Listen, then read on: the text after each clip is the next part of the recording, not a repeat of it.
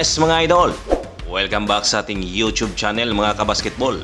May bagong pag-uusapan na naman tayo tungkol sa Gilas Pilipinas sa kanilang magiging laban bukas sa Dominican Republic.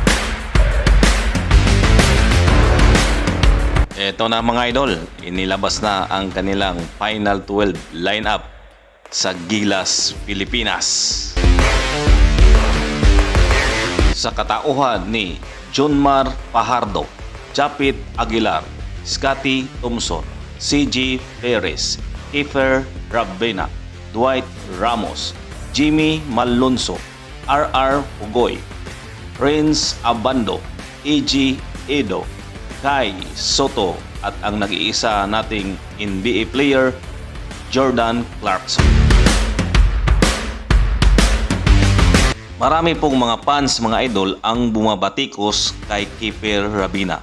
Bakit nasali sa official lineup sa Gilas Pilipinas? Pero wala na po tayong magagawa dyan dahil pirmado na po ng SBP ang official lineup ng Gilas.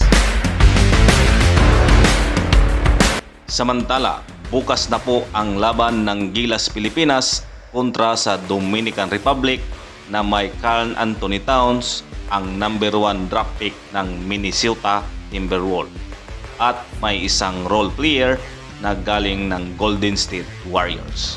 Ang tanong mga idol, makalusot kaya ang Gilas Pilipinas sa Dominican Republic?